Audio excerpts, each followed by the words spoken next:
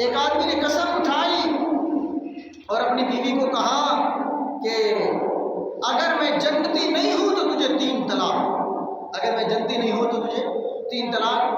غالباً بعضوں نے لکھا ہے کہ بادشاہ وقت تھا، بعضوں نے کہا کہ کوئی گورنر تھا اپنے علاقے کا، اور بادشاہوں کے مزاج بھی بادشاہوں جیسے ہوتے ہیں۔ کہا کہ اگر میں جنتی نہیں ہوں تو تجھے 3 طلاق۔ اب کس کو پتا ہے کہ جنتی ہے نہیں؟ یہ تو صحابہ ہیں خوش قسمت جن کو اللہ کے نبی نے دنیا میں فرما دیا اصحابی کالنجوم بأیہم اقتدیتم اہتدیتم، میرے صحابہ آسمان کے ستاروں کی مانند ہیں، جس کا لڑ پکڑو گے کامیاب ہو جاؤ گے۔ رضی اللہ عنہم ورضوان ہو، اللہ بھی ان سے راضی ہے، اللہ سے راضی، ان پر جنت واجب ہے۔ اور جو صحابہ کے جنتی ہونے میں شک کرے کائنات کا سب سے بدتر کافر ہے۔ اور ہمارے بارے میں تو اب ہم نہیں کہہ سکتے کہ ہم اور آپ ہم جنتی ہیں، اللہ کی رحمت سے جائیں گے، کہو انشاءاللہ ہم اللہ کی رحمت سے جنت میں جائیں گے اور رسول اللہ کی سفارش سے جائیں گے۔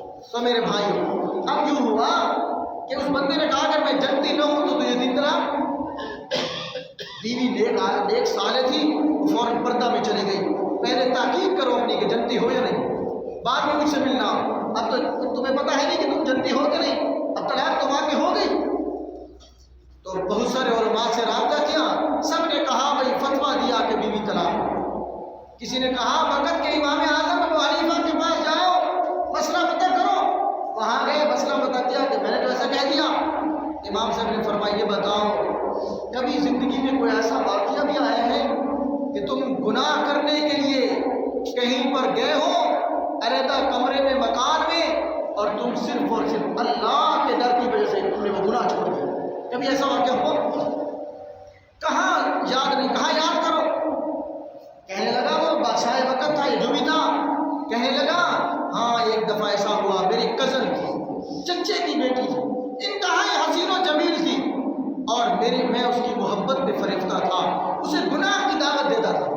تو اس طرح ہوا کہ ایک دن میرے چچے کے گھر میں کوئی تھا نہیں، ایک ہی گھر تھا، اور میں نے اس پر قدرت حاصل کر لی، اسے کمرے میں لے آیا گناہ کرنے کے، اور چونکہ وہ میرا چچا غریب تھا، میں نے اس کزن کو پیسوں میں راضی کر دیا، اتنے 1000 درہم پر مجھے اپنی عزت لوٹنے دو۔